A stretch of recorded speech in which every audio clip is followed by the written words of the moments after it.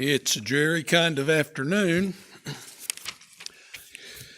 So how about you get your Bible and join me at Matthew 23. And let's get our minds really focused for the next few minutes in the study of God's Word. This is the third lesson in a series of lessons that I am doing entitled The Good, the Bad, and the Ugly. And of course, we began with the greatest, and we looked at Jesus as the example of the greatest personality or character in the Bible. Then we looked at the good, and we used John the Baptizer as an example of a good personality, a good person, a good character. He's not the only one. Barnabas is called a good man, just straight out in the Bible. But John was certainly an example of what good character and conduct look like. Tonight, I want us to look at the bad. There's a need to highlight the good, but there is also a need to highlight the bad. We get into a problem in our world today when there is not a clear line of distinction between good and bad, right and wrong, sin, righteousness. And any opportunity we have to retrace that line, to make those sides clear, is an opportunity well used and spent. And Jesus was determined not to contribute to the problem of confusion in this regard. Jesus didn't muddy the matter. He was very clear when he pronounced good. He was very clear when he pronounced bad. And it happens to be the case that with the group of people that we're going to look at tonight, Jesus pulled no punches. He said of the Scribes and Pharisees that they were bad. And in fact, in Matthew chapter 23, verses 13 through 36, he pronounces 8 woes on them in association with their badness. And what I would like for us to do tonight is to look at each of these woes, some very briefly, and see what bad looks like according to Jesus. Again, not for the purpose of imitating it. You know, when you think of the good, the bad, and the ugly, some people like the villain, they like the bad guy, and they like to adopt or mimic the behavior of the villain. I would not advise that when we're looking at the Scribes and Pharisees. There was nothing good about their character, about the kind of people that they had become. Let's learn them so that we can spring as far in the opposite direction as we possibly can. The first woe, the first trait of their bad character is seen in verse 23. Look at verse 13 of chapter 23. Notice what Jesus says. But woe to you, scribes and Pharisees, hypocrites, for you shut up the kingdom of heaven against men, for you neither go in yourselves, nor do you allow those who are entering to go into it. Here's the first bad character trait of the Scribes and Pharisees. They were barricading the entrance to the kingdom. If you can imagine that. Now, the sentiment was expressed in our prayer just a moment ago about blocking or barricading entrance into the kingdom by our own action. Well, here is a group of people who actually did that.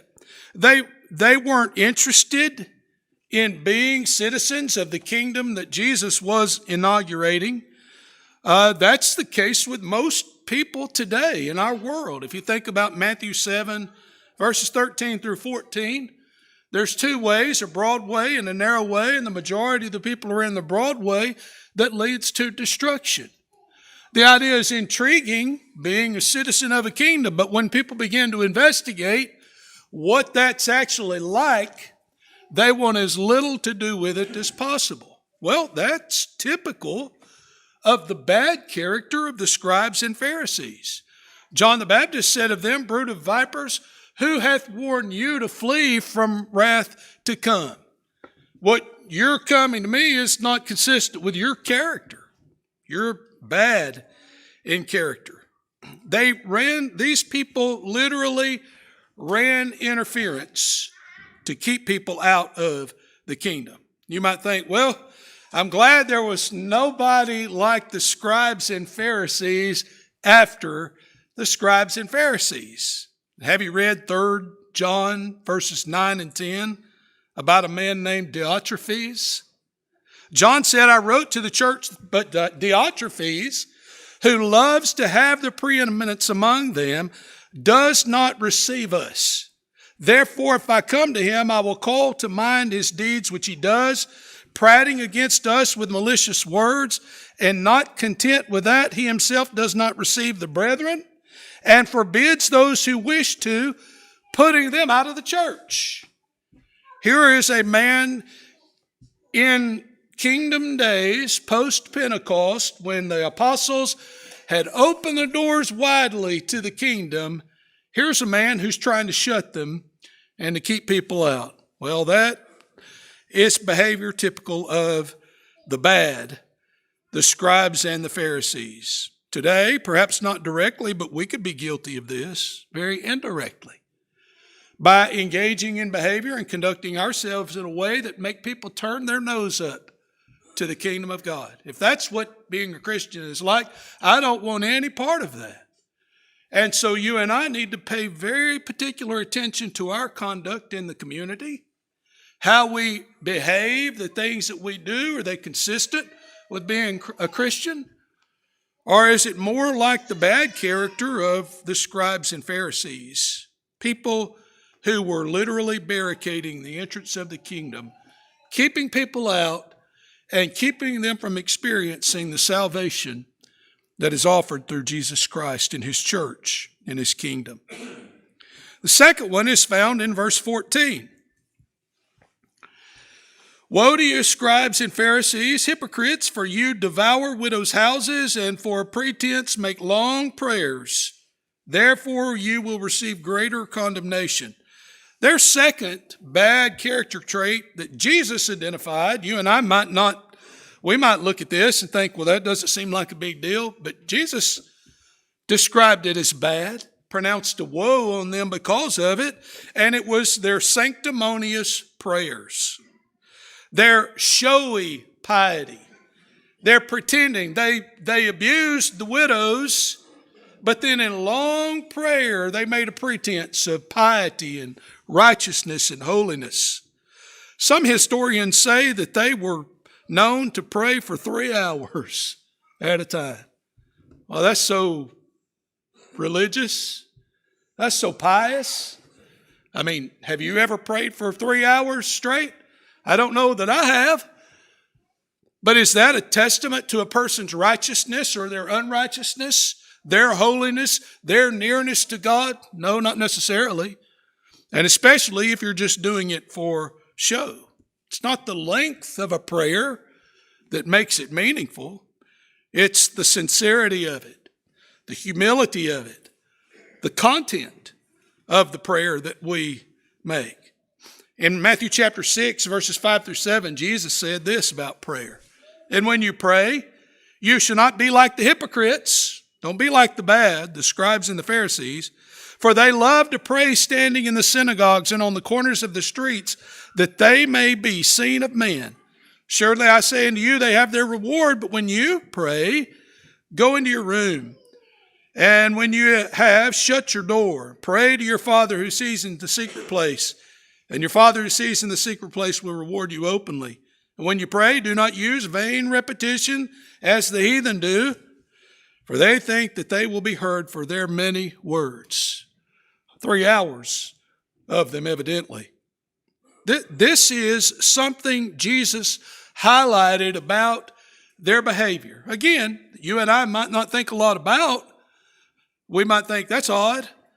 But Jesus says, woe to them for pretending to be pious and using lengthy, wordy, sanctimonious prayers to try to show their godliness. Not good. The third one is found in verse 15. Woe to you, scribes and Pharisees, hypocrites, for you travel land and sea to win one proselyte. And when he is won, you make him twice as much a son of hell as yourselves. There was a time in my military career when I thought I would like to be a recruiter for the military. I loved the Air Force so much, thought it was a great way to spend a young life, especially if you lack direction and discipline. And I thought I could help a lot of people out by being a recruiter for the military. But it has never entered into my mind to be a recruiter for the devil. And yet that's exactly what these people were. They were recruiters for Satan. They exemplified personal evangelism. And quite frankly, they probably put us to shame when it comes to personal evangelism. We might watch them just from the perspective of their evangelistic effort to convert people and say, I've got a lot of work to do in the area of evangelism, but not this kind. Not the kind that makes people disciples of the devil. And that was their problem. They converted men to the wrong thing. They converted men to their opinions, their ideas, their doctrines, rather than the pristine, pure gospel of Jesus Christ. Jesus said of them in Matthew chapter 15, verses 7 and 9, quoting Isaiah, that they draw near with their mouths and honor him with their lips, but their heart is far from him. In vain they do worship me, teaching for doctrines the commandments of men. Doctrine is good when it is the doctrine of the Bible, but it's not good when it's the doctrines of men. And when that's what you teach, when that's what you proclaim, as did the scribes and Pharisees, then you actually recruit for the wrong party. You recruit to the wrong side. You enlist people to the wrong cause. You enlist them to the cause and the work of the devil. And our instructions are clear, Matthew 28, 18 through 20. We're to go into all the world and preach the gospel. And we're to teach men to observe all things whatever Jesus commanded, not what we command or commend. We want to be recruiters for God. That's good. We don't want to be recruiters for the devil. That's bad. The fourth one is found in verses 16 through 22. There are two of these that Jesus really speaks to at length. And the first one is this one in verses 16 through 22, where he talks about oath-taking. And here's the bad character trait of these individuals. They made empty distinctions in the oaths that they made. Let's read the text and then make a few comments on it. Woe to you, blind guides, who say, whoever swears by the temple, it is nothing. But whoever swears by the gold of the temple, he's obligated to perform it. Fools and blind, Jesus says, for which is greater, the gold or the temple that sanctifies the gold?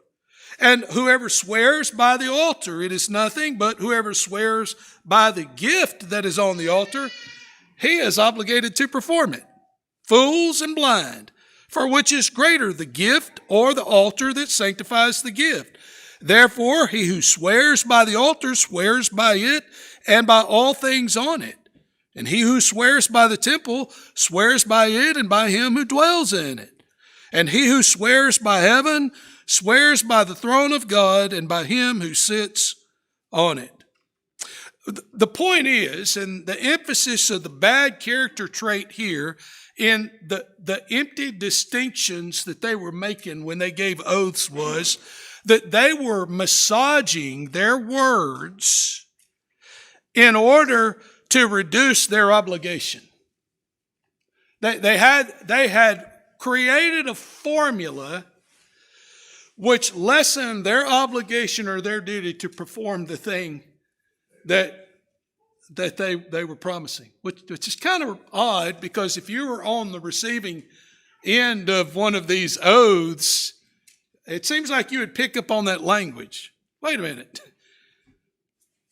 Did you say you swear by the altar or what's on the altar? It sounds like you said you swear by the altar, and what I take from that is you don't really intend to keep the thing that you swore. You see, in logic and reasoning, what they were doing doesn't make any sense. That's why Jesus said, fools, blind guides. It wasn't logical, but it didn't need to be logical if it satisfied their minds. As long as they could massage the language enough to where they felt good about it, then that was okay. They were dishonest. It should be the case, as Jesus said in Matthew chapter 5 and verse 37, your yes should be yes and your no should be no. If you intend to do something, just say, yes, I intend to do it. If you don't intend to do it, just say, no, I don't intend to do it. But just like we can see through the dishonesty of the formula that they were using, people can see through dishonesty today. I went on a field trip many years ago with one of my daughters to a cemetery, a popular cemetery in the Memphis area. And why the school was taking a field trip to a cemetery, I'm not really sure. But anyway, there was this one statue there, and it was a man by the name of Wade Bolton. And this Wade Bolton was a prominent businessman in the community, but he was known for his dishonesty.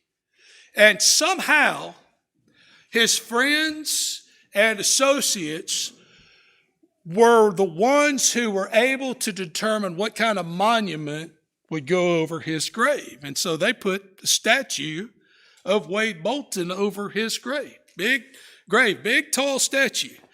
And there were some unique things about it. Like one, for his button-up shirt, intentionally, one of the buttons was done wrong. It was buttoned incorrectly. And then if you looked at one of his shoes, his shoelace was untied. Now this is a statue, right? These were intentional flaws in the depiction of the man from his statue. If that were not enough, uniquely, Mr. Bolton in that statue had his hand behind his back. And if you walk around and you look at his hand behind his back, he had his fingers crossed, showing the dishonesty that the people who knew him best remembered and knew of him. The scribes and Pharisees were like that. They were shirt unbuttoned, shoe untied, hand behind the back with fingers crossed kind of people. And Jesus said, that's just bad. Woe to you for being of that kind of character. The next one, number 5, is found in verses 23 through 24. I hope we are retracing the lines real clear here about what bad looks like to Jesus. Verses 23 through 24, the Pharisees and the scribes were hypocrites because they majored in the minors and they minored in the majors. Look at the verses. Woe to you, scribes and Pharisees, hypocrites, for you pay tithe of mint and anise and cumin, and have neglected the weightier matters of the law, justice and mercy and faith. These you ought to have done without leaving the others undone. Blind guides who strain out a gnat and swallow a camel. They were majoring in the minors. They put the emphasis on the minimal and the minute things, all the while they were giving no emphasis and attention at all to the major, really important things, Jesus says. None of the things was insignificant, by the way, Jesus said. You ought to have done both. You ought to have done the minimal, minor things and the major things. But they emphasized the one and they minimized the other. They strained out a gnat and swallowed a camel. You could see the guy, if you could picture this. He's got a glass of tea there, and he's picking a gnat out of it. The gnat flew in, and he's picking that out because he doesn't want that little thing going down his throat. But then he turns around on the other hand and swallows a camel. He's worried about a gnat, but he's not worried about the camel. Well, he's majoring in the minors and minoring in the majors. There are some serious neglects that are taking place here. Jesus mentions some of them. He says, the weightier matters of the law. Well, what is that? Justice, doing what's right, doing what's good, doing what is required by the law, mercy, be merciful to people, considering your own plight and your own situation in life before you make judgment of someone else and condemning them for things that you are wholeheartedly practicing, and faith. The weightier matters of the law, those go unobserved, unnoticed. But tithing, mint, anise, and cumin, well, they've got that under control. You and I see that as hypocritical, yes, but Jesus pronounces a woe on this behavior. It's bad because it demonstrates further the kind of flaws that they had in their character. All of these things were of equal importance, and they were to be done without leaving anything undone. Same for us today, brethren. We can't pick and choose what we want to do and what we don't want to do when it comes to God's law. And we can't just do the things that are easy. We have to do the things that are hard, too. We can't strain at a gnat and swallow the camel. The next one is in verses 25 through 26. Maybe the one that we most immediately recognize of the scribes and Pharisees. They were stage playing. That's what the word hypocrite means, a stage player. It literally is the person who puts on a mask in the theater and assumes another character that's part of the play. The only thing is, they did that in real life as it related to righteousness. Verses 25 and 26. Woe to you, scribes and Pharisees, hypocrites, for you cleanse the outside of the cup and dish, but inside they are full of extortion and self-indulgence. Blind Pharisee, first cleanse the inside of the cup and dish, and the outside of them may be clean also. Sometimes I'll go to the car wash and I'll wash the outside of the car, but not do anything to the inside. It's a little bit more effort to take care of the inside. Well, car washes, that's innocent. But we do that. People do that in real life too. I'll clean up the outside because that's easy. It's a little bit more work to clean up the inside. You can't do that. Jesus says you're stage playing, you're pretending righteousness when you do that. 7 times in this section, Jesus calls these individuals hypocrites, pretenders, or stage players who were solely concerned about the outward appearance. Glad there hasn't been anybody like that since then. And yet in Acts chapter 5, 6, chapter 5, Ananias and Sapphira, they did all that they did to portray themselves as people that they really weren't. They were stage playing, pretenders. All right, number 7 in verses 27 and 28.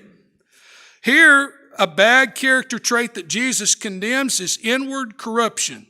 A little bit like the former, but a little bit different. Notice what he says.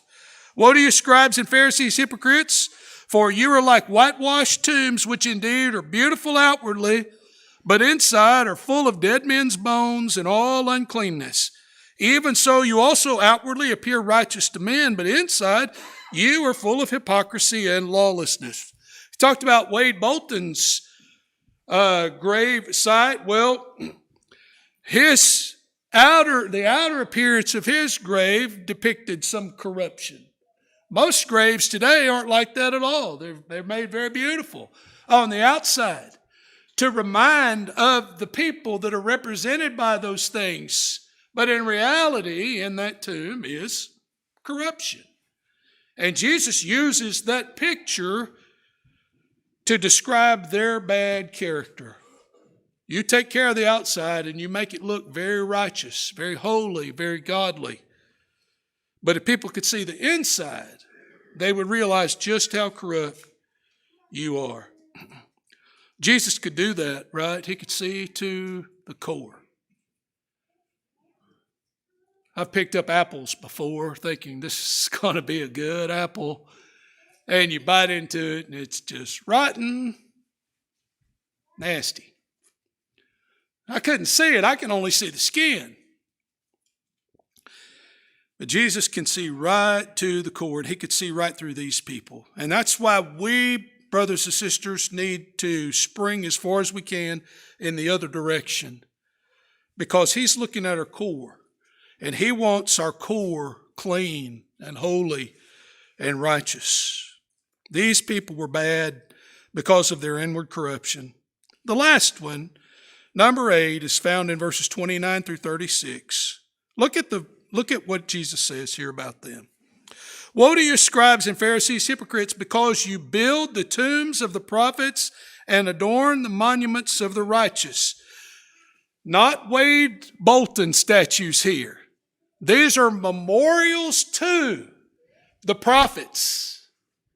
They did their due diligence to show honor for the prophets. Verse 30, and you say, this is what they say, if we had lived in the days of our fathers, we would not have been partakers with them in the blood of the prophets. We wouldn't have done what they did. We wouldn't have killed them. And then Jesus said, therefore, you're witnesses against yourselves that you are sons of those who murdered the prophets. Fill up then the measure of your father's guilt. Serpents, brood of vipers, how can you escape the condemnation of hell? Therefore, indeed, I send you prophets, wise men, and scribes. Some of them you will kill and crucify, and some of them you will scourge in your synagogues and persecute from city to city, that on you may come all the righteous blood shed on the earth, from the blood of righteous Abel to the blood of Zechariah, son of Berechiah, whom you murdered between the temple and the altar. Assuredly, I say to you, all these things will come upon this generation. Notice that these individuals, the scribes and the Pharisees, were a fitting example of bad character because they were promoters of their murderous heritage. They claimed a higher piety than their forefathers who had killed the prophets. Yet they gave lip service to God's spokesman. They gave lip service to Jesus, and eventually even were responsible for the death of the Son of God. And all the while they've said, if we had been there, we wouldn't have done such and such. Sometimes we say that, right? If that had been me, I wouldn't have done that. Or we'll look at some fallen Christian's behavior and say, I'll never be guilty of that. And then there we go, following the same track. That's bad character. That's in the arena of the very thing the scribes and the Pharisees were guilty of. They would say, we wouldn't have done that. And yet their character was such that they certainly would have done it. And they did when they were given opportunity. Maybe that's why Paul said, therefore let him that thinketh he standeth take heed lest he fall. We have to be careful about what we say, and we have to be careful about attributing a greater righteousness to ourselves than others without taking care of the very things that will make us better than others who have gone before us.